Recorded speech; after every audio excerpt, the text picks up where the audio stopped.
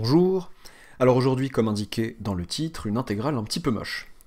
Soit j, l'intégrale de ln de 2 sur racine de 3 à ln de 2 sur racine de 2 de exponentielle moins 3t sur racine de 1 moins exponentielle de moins 2t dt. Bon, il faut calculer cette intégrale. J'ai même pas écrit ce qu'il fallait faire. Calculer j. Alors vous pouvez vous donner une bonne vingtaine de minutes de recherche avant de regarder la correction. Allez, pourquoi pas. Correction. Que voir? Qu'est-ce qu'on peut voir de sympathique? Je regarde l'intégrante, je regarde ce que j'intègre entre ln de 2 sur racine de 3 et ln de 2 sur racine de 2, et je crois peut-être voir une dérivée de quelque chose de connu, de plus ou moins connu. Je vois du exponentielle moins 3t sur racine de 1 moins exponentielle moins 2t. Oui, mais qu'est-ce que c'est que ce machin? Déjà, bon, discussion peut-être sur la validité. Bon, je vous ai le sujet duquel je tire l'intégrale, il y avait peut-être une histoire d'intégrale impropre avec des bornes infinies et des choses à dire. Là, bon, en l'occurrence, je me suis débrouillé pour que ça fasse un truc de première année et que il n'y ait pas de problème de continuité. Est-ce que c'est bien le cas? La fonction qui a t associe tout ça, bon, le dénominateur, donc l'exponentielle de moins 2t sur cet intervalle est strictement plus petit que 1. 1 moins exponentielle de moins 2t est strictement positif, donc tout se passe bien, et racine de tout ça a du sens. Racine de tout ça est inversé, divisé par racine de tout ça a du sens. Bon. Alors, qu'est-ce que j'observe qu'est-ce que je parle de dérivée? De quelle dérivée est-ce que je parle? Quel que soit t appartenant à ln de 2 sur racine de 3, ln de 2 sur racine de 2, bien dans ce sens-là, hein, parce que 2 sur racine de 3 est inférieur strictement à 2 sur racine de 2, et donc en composant par ln, ça va pas changer cette comparaison-là, et donc ça, c'est inférieur à ça, donc l'intervalle est bien dans ce sens. Eh bien, exponentielle moins 3t sur racine de 1 moins exponentielle moins 2t, eh bien, je dis aussi que c'est exponentielle moins 3t sur racine de 1 moins exponentielle moins t au carré. Bon, ok, et alors? Bon, le moins t est un peu moche, hop. Et alors, qu'est-ce que ça fait? Ça fait que si je connais bien les dérivées de mes fonctions trigonométriques réciproques, je reconnais la dérivée de arcsine. Oui, mais pas arcsine directement de t, arcsine de exponentielle moins t. Donc si je pose phi défini sur de ln de 2 sur racine de 3, ln de 2 sur racine de 2 dans R, et qui à t associe arcsine de exponentielle moins t, eh bien, phi est de classe C1 sur, eh bien, cet intervalle, bon, j'en ai marre, je vais l'appeler grand I, hop. Pourquoi d'ailleurs elle est de classe C1 sur grand I? Par composition. Alors faire attention. Par composé de la fonction qui a t associée exponentielle moins t de classe C1 sur, eh bien, ouais, ln de 2 racine de 3, ln de 2 racine de 2, et, enfin, déjà, avec, donc, je me vais noter comme un grand, donc je vais noter ça petit g, parce que petit f, j'ai envie de garder ça pour une autre fonction, avec g de tout cet intervalle. Eh bien, qui est g de tout cet intervalle? Bon, cette fonction, remarquez qu'elle est strictement décroissante sur cet intervalle, donc quand je veux l'ensemble image de cet intervalle, ça va être un intervalle, elle est continue cette fonction, ça va être un intervalle constitué des images des bornes. Alors, ça va être tout simplement, alors, comme elle est strictement décroissante, donc je calcule g de ça, donc ça va me faire exponentielle de moins t, donc exponentielle de moins ln de 2 sur racine de 2, et donc ça fait l'inverse de exponentielle de ln de 2 sur racine de 2, donc ça fait racine de 2 sur 2. Bon, ça, bien sûr, on peut poser le calcul à côté, hein. Je vais un peu vite parce que c'est pas le cœur c'est quand même cette intégrale, je vais pas m'embourber sur des calculs secondaires qu'il faut faire si jamais vous avez un doute. Donc, pourquoi je précise l'intervalle vers lequel me renvoie G, pour dire aussi arcsine de classe C1 sur cet intervalle, quoi.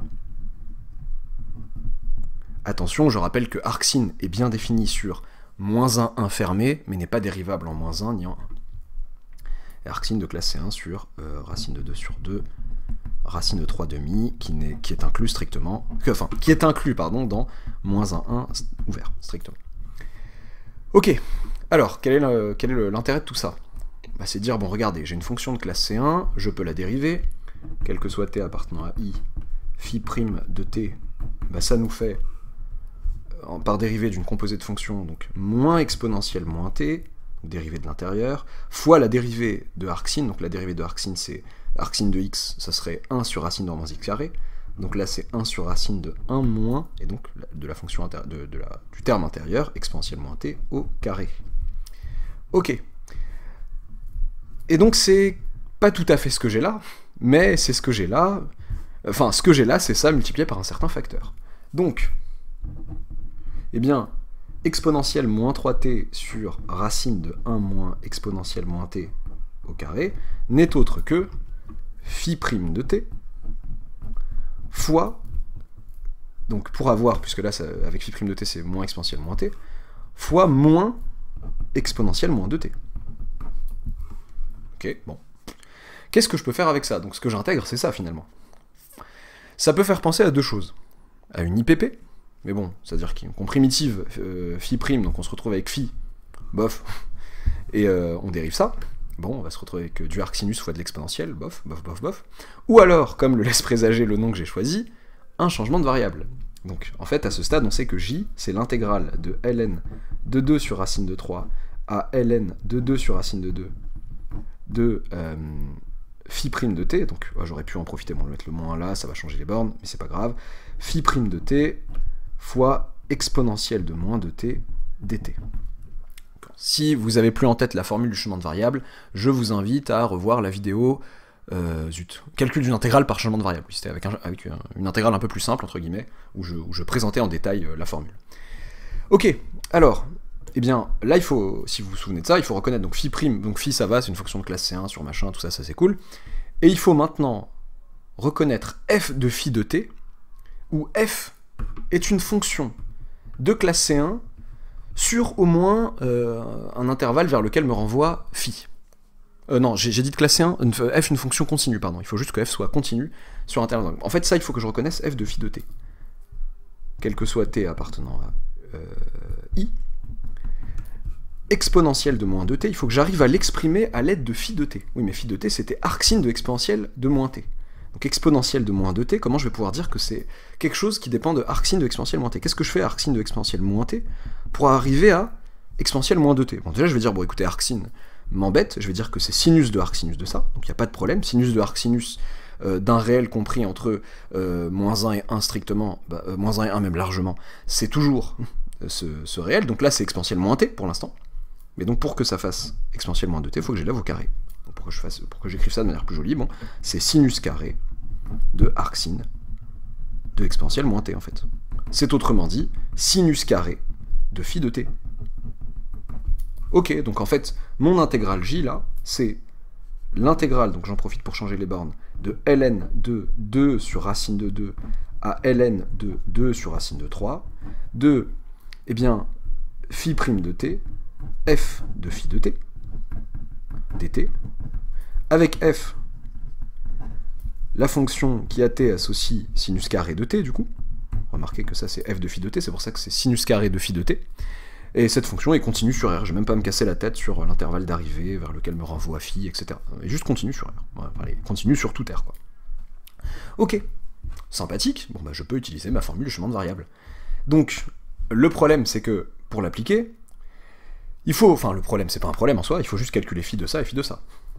Phi de ln de 2 sur racine de 2, bien ça nous fait, bah, on va calculer arcsin de exponentielle de tout ça, donc de exponentielle de moins, pardon, de moins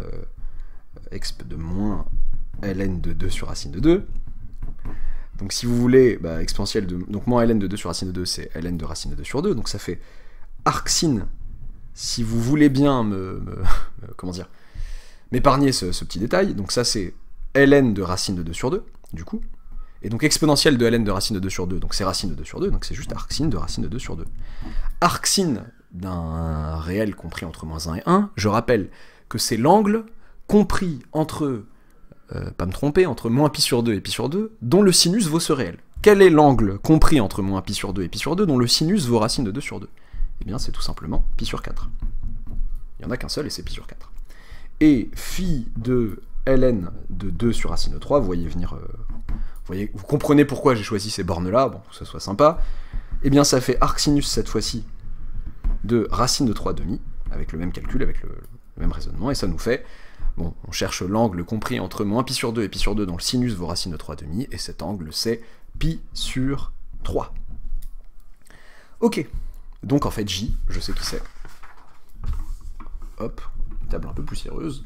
Donc, J égale intégrale en fait de... alors, les bornes dans le bon sens. Donc là c'était pi sur 4 à pi sur 3. Oui. Hop. Et bien, de quoi en fait? Je rappelle que c'est de f de u du. Alors j'ai pas posé, voilà. Ce serait sympa, même avec tous ces détails, de dire que le changement de variable que j'ai posé, donc, j'aurais dû le dire avant, par changement de variable, voilà, je vais dire ici, par changement de variable, x, par exemple, égale phi de t. Donc si j'appelle ça x, bah, ça fera f de x dx. J'ai exactement ce qu'il faut pour avoir f de x dx ici.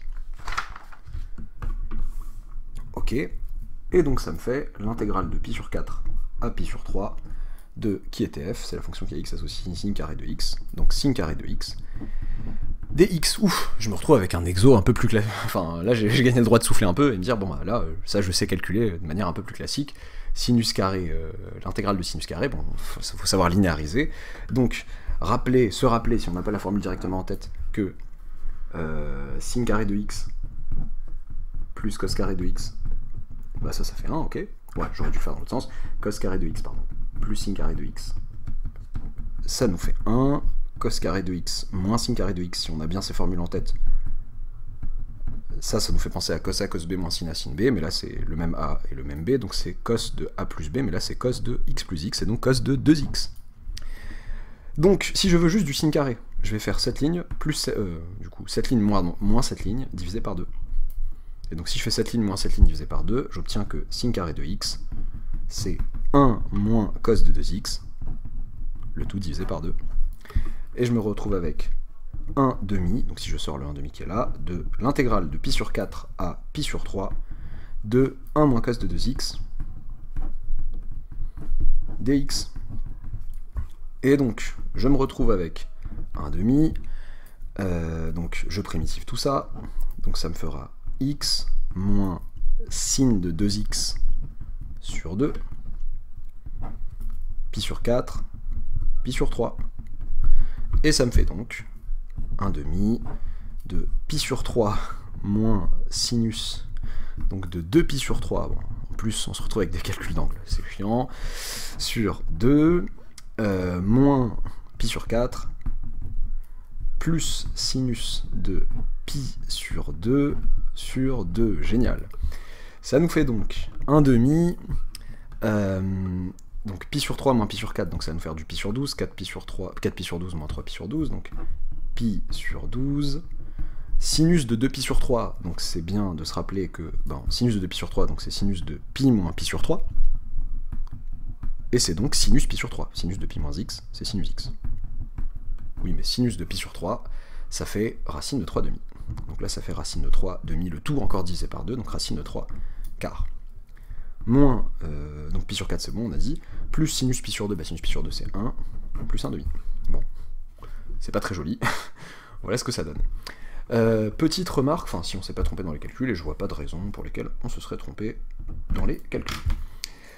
Ok, petite remarque, est-ce qu'on était mort dans le film si on n'avait pas vu tout de suite ce changement de variable-là? On aurait pu y aller peut-être progressivement. Peut-être qu'un élève qui se serait dit, bon allez, u égale exponentielle moins t, et ensuite il se retrouve avec une forme qui lui rappelle arcsin cette fois-ci, et qui dit bon bah x égale arcsin de u, bah il aurait pu bien se débrouiller cet élève. Donc dans ce cas-là, on l'aurait peut-être pas posé de manière rigoureuse, entre guillemets, c'est ce que j'explique dans la deuxième partie de la vidéo dont je vous ai parlé, à savoir calcul d'une intégrale par changement de variable. On peut se débrouiller en posant le champ de variable de manière entre guillemets directe, en faisant le calcul formel du DU en fonction du DT, etc.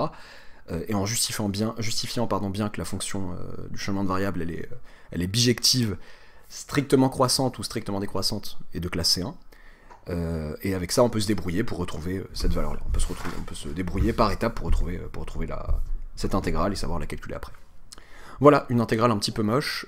J'espère je viens de me rendre compte, j'espère ne pas avoir... J'ai bien mis, a priori, donc la section c'est PSI, bon après les MPSI, les PCSI, enfin, c'est un truc de première année tiré d'un concours de deuxième année, donc j'espère ne pas avoir fait perdre de temps à une filière qui ne voit pas du tout les fonctions arcsin, arctan, arcos sur cette intégrale, voilà, ce serait dommage. Ah oui, et j'oubliais de quoi pas mal vous rassurer. Dans le sujet duquel je tire cette intégrale, le changement de variable était donné explicitement. On disait, on écrit dans le sujet, je crois, poser machin égale arcsin de exponentielle moins t. Voilà. Donc voilà de quoi vous rassurer. Voilà, n'hésitez pas à vous abonner à la chaîne, à aimer cette vidéo et à activer la cloche des notifications pour ne rater aucune intégrale, aussi moche soit-elle.